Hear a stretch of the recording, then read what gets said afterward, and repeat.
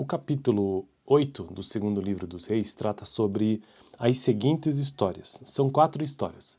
A Sunamita recebe de volta sua propriedade, então essa é a primeira pequena história. Depois a morte de Ben-Hadad, segunda história. Terceira história, o reinado de Jeorão, rei de Judá. E quarta história, o reinado de Acasias, rei de Judá.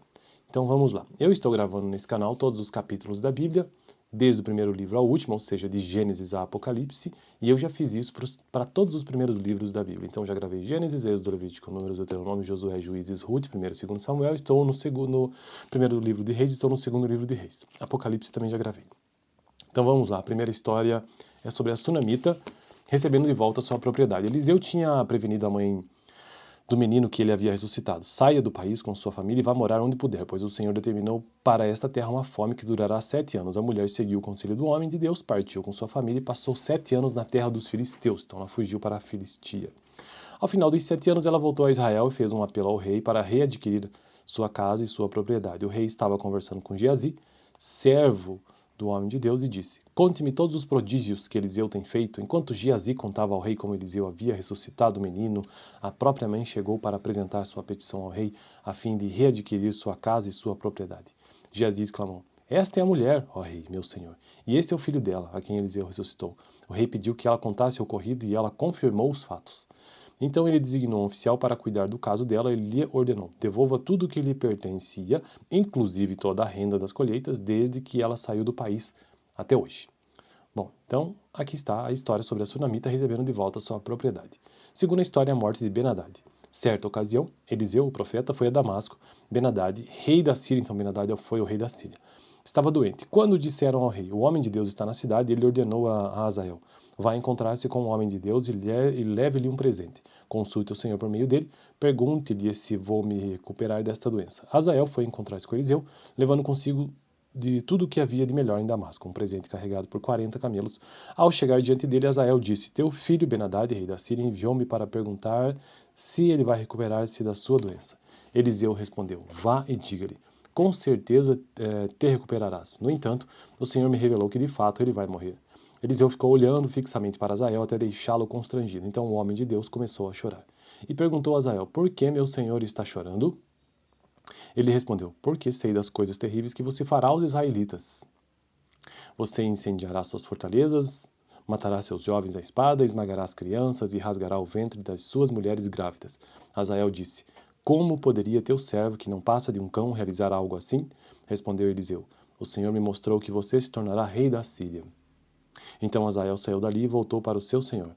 Quando Ben-Hadad perguntou: o que Eliseu lhe disse? Hazael respondeu: ele me falou que certamente te recuperarás. Mas no dia seguinte ele apanhou um cobertor, encharcou-o e com ele sufocou o rei até matá-lo. E assim Hazael foi o seu sucessor. Terceira história então desse capítulo, o reinado de Jeorão, rei de Judá. No 5º ano de Jorão, filho de Acabe, rei de Israel, sendo ainda Josafá rei de Judá, Jeorão, seu filho, começou a reinar em Judá. Ele tinha 32 anos de idade quando começou a reinar, e reinou 8 anos em Jerusalém. Andou nos caminhos dos reis de Israel, como a família de Acabe havia feito, pois se casou com uma filha de Acabe, e fez o que o Senhor reprova. Entretanto, por amor ao seu servo Davi, o Senhor não quis destruir o Judá. Ele havia prometido manter para sempre um descendente de Davi no trono. Nos dias de Jeorão, os edomitas rebelaram-se contra os domínios de Judá, proclamando seu próprio rei. Por isso, Jeorão foi a Zair, com todos os seus carros de guerra. Lá os edomitas cercaram Jeorão e os chefes dos seus carros de guerra, mas ele os atacou de noite e rompeu o cerco inimigo, e seu exército conseguiu fugir para casa. E até hoje Edom continua independente de Judá. Nessa mesma época, a cidade de Líbina também tornou-se independente. Os demais acontecimentos do reinado de Jeorão e todas as suas realizações estão escritos nos registros históricos dos reis de Judá. Jeorão descansou com seus antepassados e foi sepultado com eles na cidade de Davi, e seu filho Acasias foi o seu sucessor. Bom, então essa foi a terceira história desse capítulo. Agora, por fim, a última história, o reinado de Acasias, rei de Judá. No 12º ano do reinado de Jeorão, ou melhor, de Jorão, os nomes todos meio parecidos. O reinado de Jorão, filho de Acabe, rei de Israel, Acasias, filho de Jeorão, rei de Judá, começou a reinar. Ele tinha 22 anos de idade quando começou a reinar. E reinou 1 ano em Jerusalém.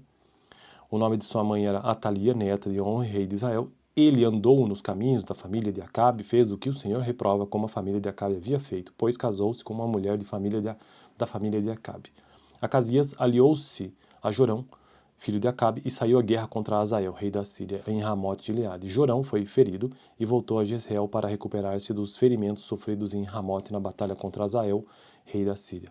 Acasias, rei de Judá, foi a Jezreel visitar Jorão, que se recuperava de seus ferimentos.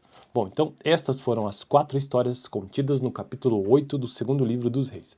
A Sunamita recebe de volta sua propriedade, a morte de Ben-Hadad, o reinado de Jeorão, rei de Judá, e o reinado de Acasias, rei de Judá. No próximo vídeo, capítulo 9 do segundo livro dos reis. Valeu!